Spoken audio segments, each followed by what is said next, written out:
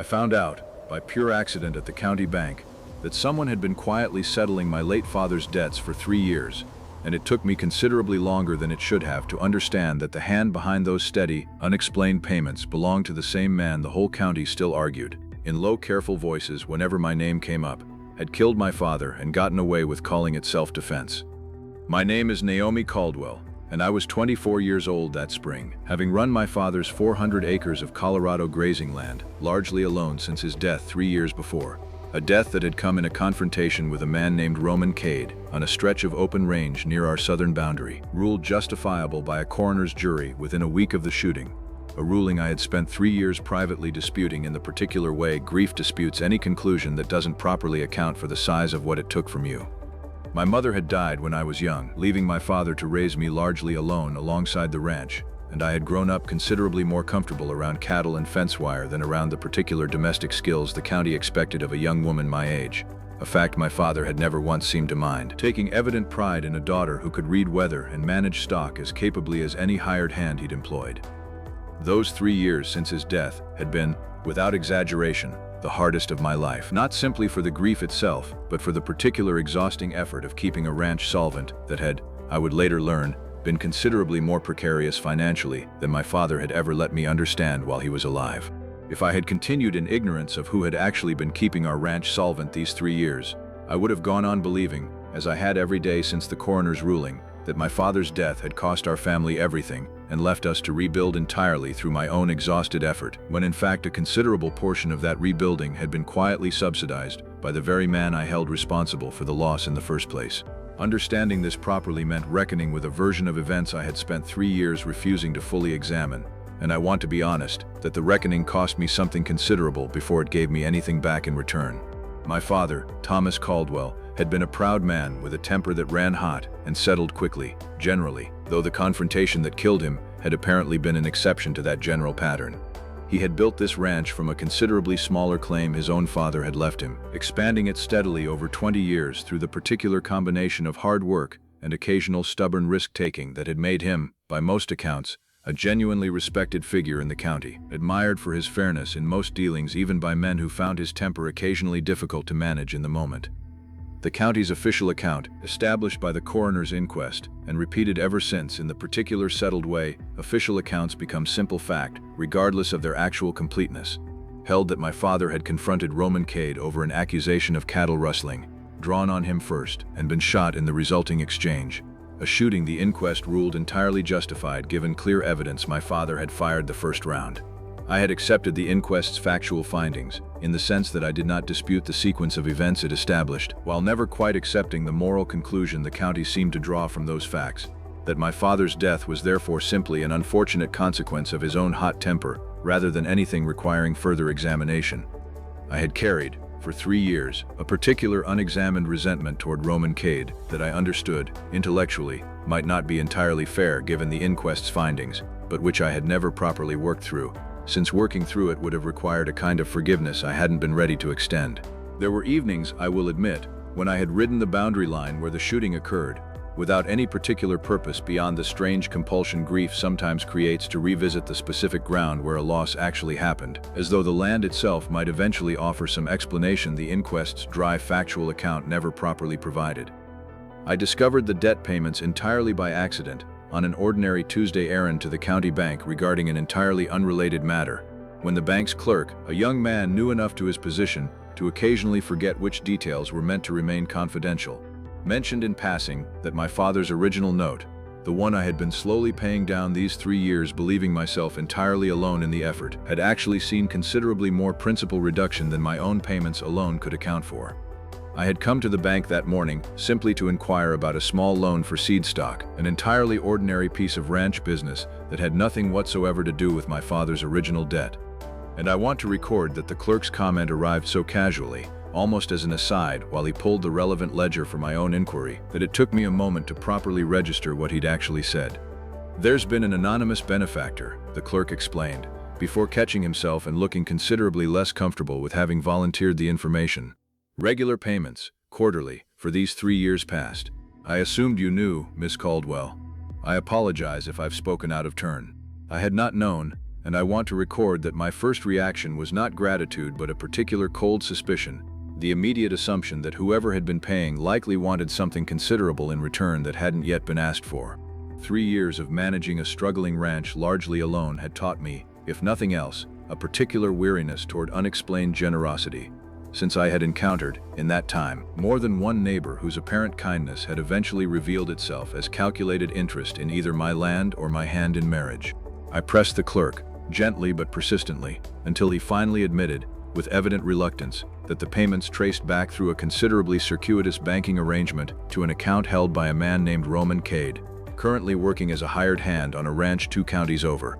I rode to that ranch myself, 3 days later, without properly examining my own motives for going in person rather than simply writing a letter demanding explanation, and found Roman Cade exactly where the bank clerk's information had indicated, mending fence along a boundary line in the particular quiet, methodical way of a man who had learned, over considerable time, to find some peace in ordinary physical labor.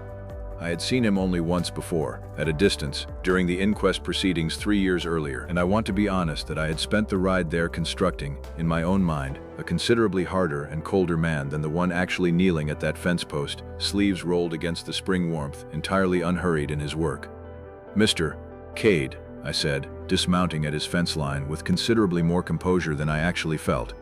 "I understand you've been paying down my father's debt these past 3 years. I'd like to understand why, given the particular history between us." He set down his tools slowly, and I watched something careful and resigned move across his face, the particular expression of a man who has long expected a conversation to eventually arrive and finds himself, now that it has, less prepared for it than he'd hoped to be. He straightened slowly, wiping his hands on a cloth from his belt before finally meeting my eyes properly. "I wondered how long it would take the bank to slip," he said. "I'd asked them to keep it quiet, for reasons I expect you can guess at, though I understand now that was perhaps unfair to you, letting you go 3 years without understanding your own family's actual financial position. I'd like to understand the reasons you're referring to," I said, stated plainly, rather than guessed at. Roman was quiet a long moment, looking out at the open range rather than at me, and I noticed, in that silence, the particular careful stillness of a man doing considerable internal work before allowing himself to speak. "I've turned that day over more times than I could properly count these 3 years, he said finally. "The inquest ruled it self-defense, and I want to be honest that the ruling was accurate as far as the immediate facts went. Your father drew on me first. I didn't have a choice in that particular moment that didn't end with one of us dead." He paused, and something considerably heavier moved across his face. "But I've never once believed the inquest told the whole story, Miss Caldwell, and I've spent 3 years trying, in the only way I could think to make right, to account for a debt that goes considerably beyond the money I've been quietly paying down." "What whole story?" I asked, "beyond the inquest's findings?" "Your father didn't come to that confrontation angry at me over nothing," Roman said. "He came believing I'd rustled a considerable portion of his herd, an accusation I'd never given him any actual cause to believe, and one I've since had reason to suspect was deliberately planted by someone who wanted exactly the confrontation that resulted, though I couldn't properly prove that suspicion at the time, and I'm not entirely certain I can prove it fully even now." He paused, looking down at his own hands for a moment before continuing. "I'd never so much as spoken more than a handful of words to your father before that day, Miss Caldwell. There was no dispute between us, no bad blood, nothing that would explain a man of his experience riding out to confront a stranger over cattle he'd apparently convinced himself, quite suddenly, had been stolen. I've turned that particular strangeness over more times than I can count, wondering who benefited from putting that conviction in his head. I did not immediately understand the full weight of what Roman was suggesting, and I want to record that my first response was skepticism rather than the dawning alarm the suggestion probably deserved. "You're suggesting someone deliberately provoked my father into confronting you," I said, knowing it would likely end in violence. "I'm suggesting exactly that," Roman said. "I've had 3 years to consider who benefited most from your father's death and the subsequent difficulty your ranch has faced staying solvent, and I keep arriving at the same name, though I've lacked, until recently, anything beyond circumstantial suspicion to properly act on. The name, when Roman finally said it plainly, was Ezekiel Thorne, our neighboring rancher to the south, a man who had coveted my father's water rights along Caldwell Creek for considerably longer than I had properly understood, and who had, in the 3 years since my father's death, quietly acquired several smaller notes against our property through intermediaries I had never connected to him directly. Positioning himself, Roman explained, to eventually force a foreclosure that would hand him exactly the water access he'd wanted for years, once my own resources and Roman's quiet subsidizing finally ran out. I sat with that name a long moment, turning it over against everything I thought I'd understood about the county's careful, respectable social order, and found myself considerably more willing to believe it than I would have predicted, given how thoroughly Thorne's polished reputation had always seemed to place him above the kind of calculated cruelty Roman was now describing. I confronted Ezekiel Thorne myself, the following week, at his own ranch house, with Roman accompanying me at my own insistence rather than his suggestion, since I understood well enough that Thorne's particular brand of careful, deniable cruelty required a witness considerably more credible than my word alone against his. Thorne's ranch house stood considerably grander than our own, a fact I had noticed before without ever fully connecting to the particular ambitions Roman had just described to me. Imposing white columns and manicured grounds that spoke plainly of a man who valued appearances as much as actual substance. "I understand you've taken an interest in my family's financial affairs these past 3 years," I said, standing in Thorne's own front parlor with considerably more composure than I'd managed riding to Roman's fence line the week before. "I'd like to understand the particular nature of that interest, Mr. Thorne, given what I've since learned about the circumstances surrounding my father's death." Thorne's composure held considerably longer than Roman's had, in our own earlier conversation, but I watched something careful shift behind his cold, pale eyes as he weighed exactly how much I actually knew against how much he could safely deny. He set down the cane he'd been holding with deliberate slowness, buying himself time in the particular way careful men always seem to find, even in moments of genuine alarm. "I don't know what you believe you've learned," he said, "but I'd caution you against repeating unfounded accusations that could damage a respected man's reputation considerably, Miss Caldwell.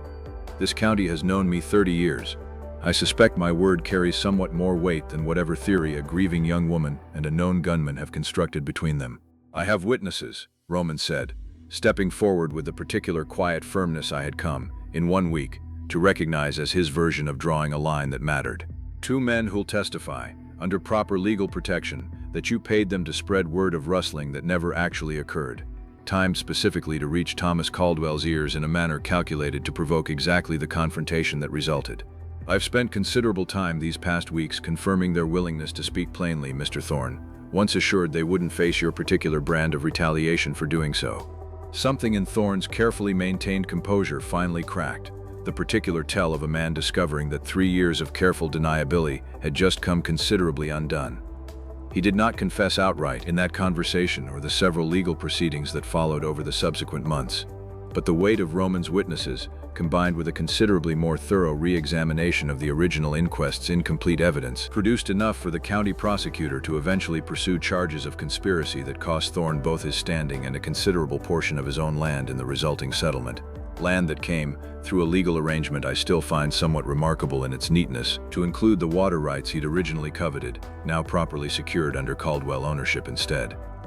The proceedings themselves took the better part of 4 months, considerably longer than either Roman or I had anticipated when we first rode to confront Thorne in his own parlor, the county prosecutor proceeding with the particular careful thoroughness such cases required against a man of Thorne's previous standing. Roman's 2 witnesses, ranch hands who had once worked briefly for Thorne before falling out with him over unrelated wages disputes, testified in considerable detail about the specific payments they'd received to spread word of rustling that had never actually occurred, timed with a precision that left little room for the coincidence Thorne's own lawyer attempted, unsuccessfully, to argue. I want to record that the months following that confrontation were not simple, whatever justice I eventually found in watching Thorne's careful reputation unravel.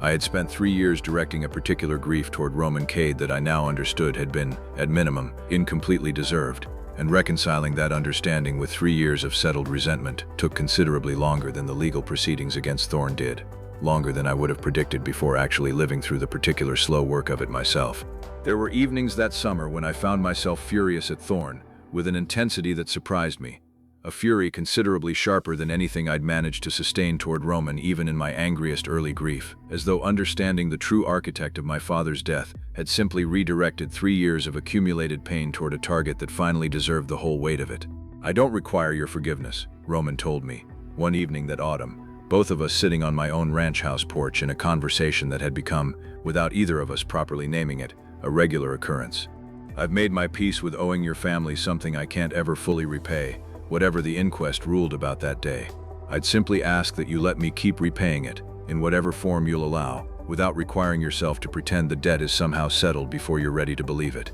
I looked at him a long moment in the fading autumn light, understanding, as I had come to understand gradually over that difficult summer, that Roman Cade carried a particular quiet grief of his own, considerably different from mine, but no less real for its difference. "I've watched you these past months," I said, quietly, "in ways I don't believe you fully noticed, and I've come to understand that you've spent 3 years punishing yourself for a moment that the inquest, and I think honestly the facts themselves, don't actually hold you responsible for." Thorne provoked that confrontation deliberately, Roman. "You didn't choose to be standing on that range that day. My father didn't choose it either, not truly. Not once Thorne had finished manipulating the circumstances that put him there believing something false about you." "I know the facts as well as you do," Roman said.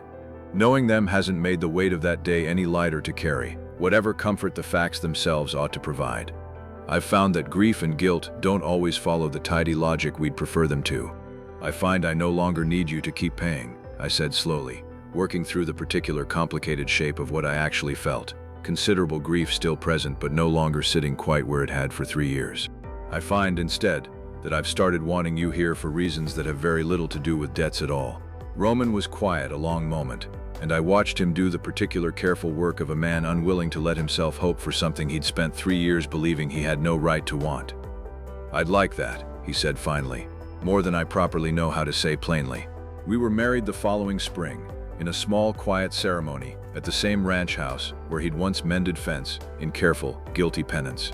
And I want to record that Roman never fully stopped carrying the weight of that day on the range, whatever legal exoneration the inquest had provided, and whatever additional context Thorne's exposure had furnished. He simply learned, over the years that followed, to carry it alongside a genuine second chance rather than beneath the crushing weight of unaddressed guilt alone, which I have come to understand is very nearly the best any of us manage with our own particular unrepayable debts. Our combined ranch prospered and grew considerably in the years that followed, the water rights properly restored to Caldwell ownership through the settlement finally allowing us the reliable irrigation my father had spent his final years quietly struggling without, and Roman brought to our shared operation the same careful, methodical thoroughness he'd once applied to fence mending and quiet debt payments alike. He never fully gave up a certain watchfulness I came to recognize as simply part of who he was, a man who had once had to choose, in a single terrible moment, between his own life and another man's, and who carried that particular knowledge quietly rather than letting it define him entirely. I still keep my father's photograph in the same silver locket I wore the day I learned about the anonymous payments, and some evenings, watching Roman work our combined land with the same careful thoroughness he once brought to fence mending and quiet debt payments alike, I understand more clearly each year that the truest accounting of a debt is rarely found in a coroner's ruling or a bank ledger, but in what a person quietly chooses to keep doing, year after year, long after anyone would have blamed them for simply walking away instead. And I have come to believe, watching him at that work, that this particular kind of quiet persistence is its own form of love.